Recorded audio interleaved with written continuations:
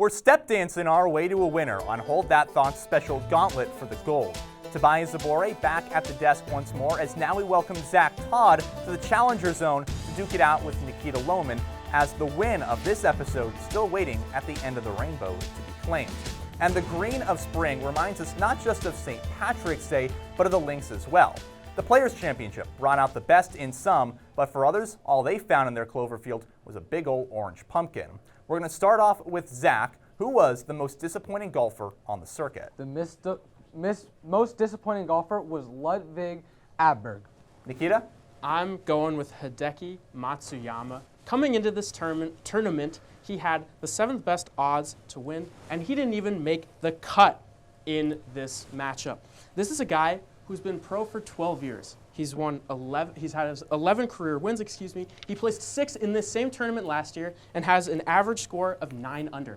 This is consistency. This is a grizzled veteran. He's been around for 12 years. For him to no-show when he's still got it, he won an event earlier in 2025, just a few months ago. He's made the cut in all 7 of his previous events prior to this one. This is a grizzled veteran who's been there, done that. For him to not show up like this is shocking. Nikita. The one thing you're missing is that he's only had one top 5 finish in 2025, and he's played 5 tournaments. And my guy, Ludwig, has had 3 top 5 finishes in the tournaments that he has played in 2025. So when he missed the cut this year, it was way far more disappointing. He had a +2, which sucked. And yeah, it's not good at all. It is not good. And he's higher ranked than Hideki Matsuyama is in the tour. Zach, by one place. So if we're making our whole decision by one placement point, then that is a bad argument. And you talk about top 5 finishes, I think that only helps me because it shows Ludwig's inconsistency. Because Zach, let me finish here. While Matsuyama has placed top 25 in 3 of his last 5 events, Aberg has only done it twice. So he is not coming with that same level. He's only been a pro for 2 years. He's young. Give him a little bit of time to develop. He has not played on this course as much as Matsuyama. You just said something that just wasn't true. You try to reverse my statement from it. And it was that Ludwig had 3 final finishes in the top 5 in the last couple years, and you just said exactly what I just said. So that's false. And your guy is what they call washed. He is 33 years old. My guy is 25 years old, like you've mentioned. He is in the prime ages of his career. He is starting it. So he is not inconsistent. He has been much better. Your guy has been consistently bad.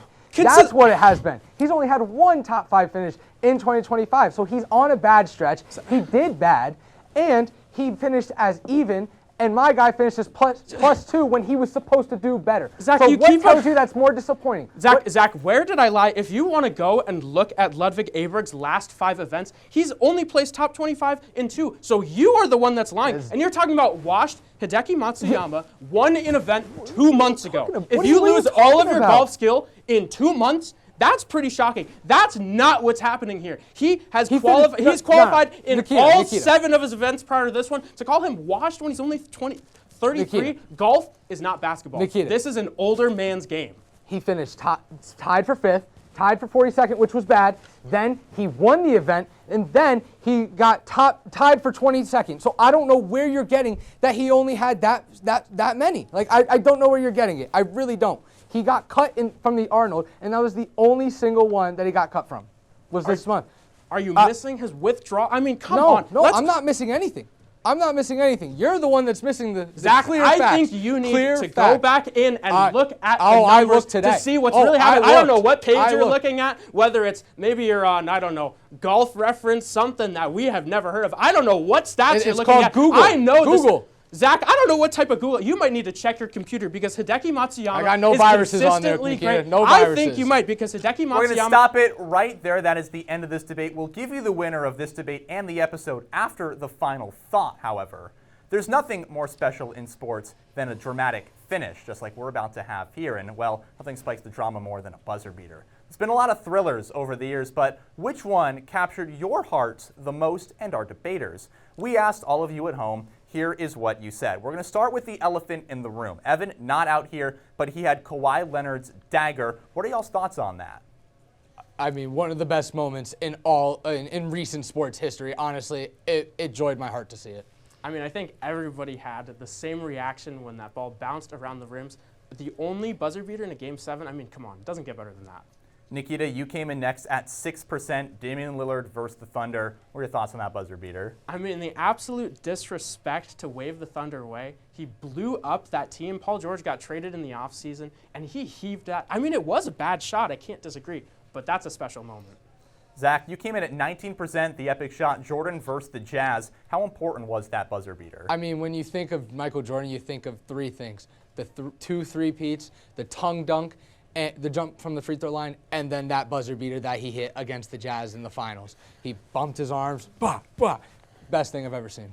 I came in with the only one that won a national championship, UNC Villanova, just a few years back at 23% of the vote. That'll be all for this episode, but before we step away and walk out of this Cloverfield, who earned the ultimate pot of gold? The winner of the Gauntlet for the Gold, Nikita Lohman. Nikita, you get another episode win, you get a special one here, Gauntlet for the Gold. How you feeling? I'm feeling great. You know, Zach came with a fantastic argument. Evan was terrific. Alex was as well. This was tough. This was the most I've had to grind for a win ever in my Hold That Thought career. But this is a win streak. I say, why not stop at 2? As LeBron said, not 1, not 2, not 3, not 4. Let's keep it going. Why stop when you can keep the streak running? You're the first to multiple wins this semester. How does that make you feel? You know, it makes me feel good. But again, this is not the final. It doesn't really matter to me. It's good to get a win, good to, you know, feel good, but tomorrow I'll wipe out this win. It doesn't matter. Nikita, thank you so much for all of that. That's all the time we're going to have on Hold That Thought, today's Gauntlet for the Gold. Special thank you for joining us, and congratulations to Nikita on the win. Be sure to join us next week for Hold That Thought's special Duos episode. For our entire cast and crew, I'm Tobias Zabore saying so long. We'll see you next week. Good night, everyone.